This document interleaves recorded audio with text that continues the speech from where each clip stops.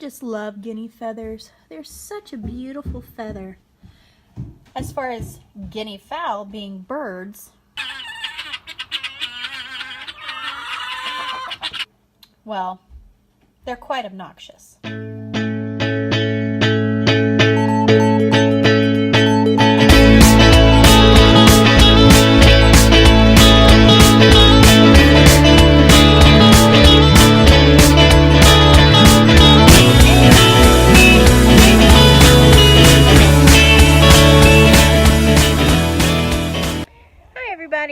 Today, since it's cold and mucky and has been raining most of the day and is going to continue to rain most of the day, we're going to work on an inside project as soon as I collect some eggs. We are going to be setting some chicken eggs into our incubator that we have in our house. I'd like to get new chicks every spring so that way we continue to rotate our layer flock out. Usually we get them at Rule King. But this year, since our kids aren't going to be showing layer hens for 4-H, I decided why not save some money and just use the eggs we already have. We have a rooster.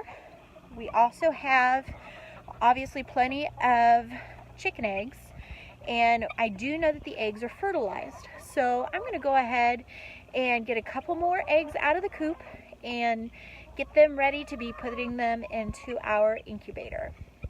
Are we going to be hatching any guinea eggs? No. As far as I know, all our guineas are male, and 5 guineas is enough. Even though they have beautiful feathers, they're just not the funnest of birds, and they're not always that friendly to the other chickens. See, we use our guinea fowl for not only alarms that let us know when something might be on the property that we don't want it to be, whether it be a stray cat, a raccoon, really pretty much anything. That's what they're supposed to do, is to make noise and let us know that there's something that's a problem. Unfortunately, they like to make noise pretty much all the time. They also are great at eating ticks. We have a lot of ticks here, especially the first couple years of living on our farm. The ticks were just ridiculous.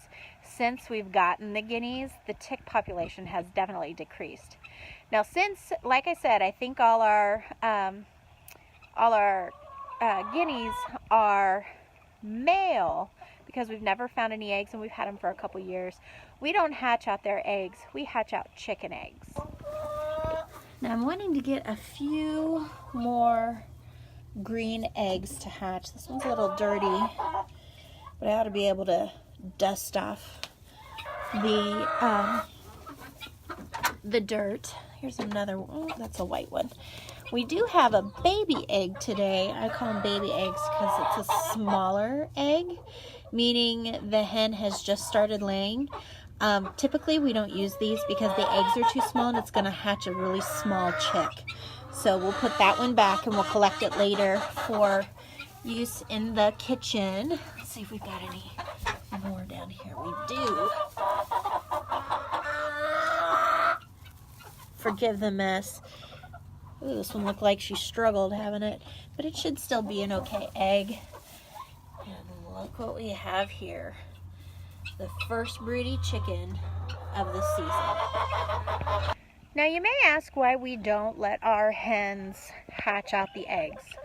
The reason being is because here we have several nesting boxes and nesting areas, but the problem is when you have a broody hen and the other chickens realize she's broody, they will go and lay their eggs in the nesting box with her to ensure that their eggs will hatch.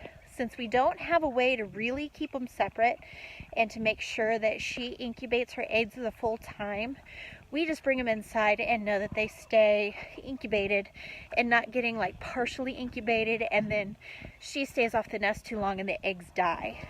I have an incubator inside the house that I've had warming up and getting things so that the temperature is all right for us to be able to put our eggs into the incubator. Let's go in and see what that looks like. Our incubator, it is a Incubator model 1583. The reason I chose this one is because it's got a nice big open plastic viewing area so that when the eggs are actually hatching, I can look down and watch them hatch. Now we've got the temperature up to where it needs to be. Of course, my thermometer that I usually use is not anywhere where I can find it, so I'm using one of Nick's that's actually in Celsius. The temperature should be 99.5 degrees, but my thermostat or my thermometer in this one says 37.5, which is Celsius.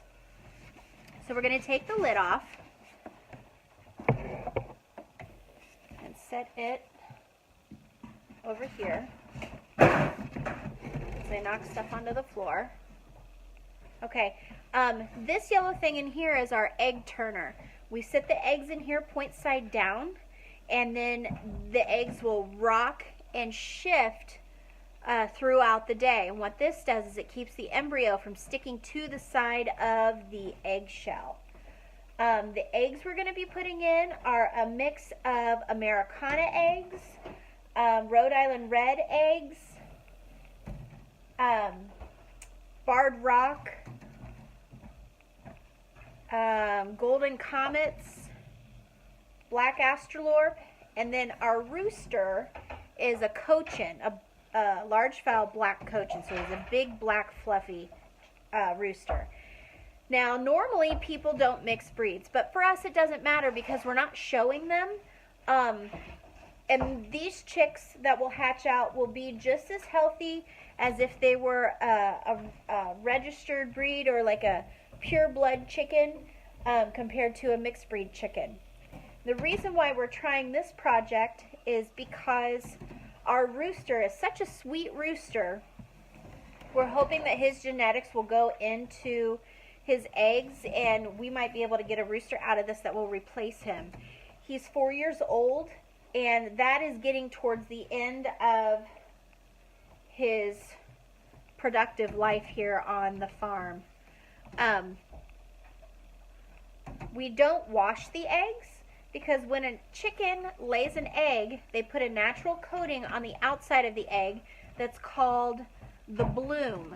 If we wash the egg first, it'll lose that bloom, and that bloom is so important because it's a barrier from anything outside, like bacteria, germs, things like that, that could actually get inside the egg and either cause sickness or actually could even kill the embryo, kill the baby chick that's inside.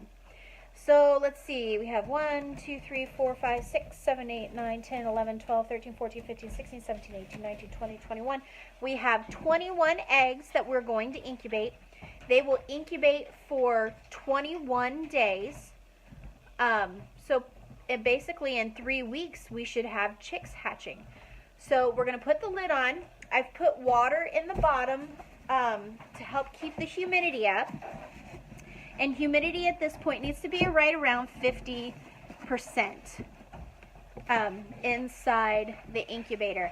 And then we'll keep an eye on this. Next week we'll do a video on candling the eggs. We'll actually be in the dark and hold a light underneath the egg, and if it is a viable embryo, you'll be able to see veins through the eggshell, so stay tuned to see that.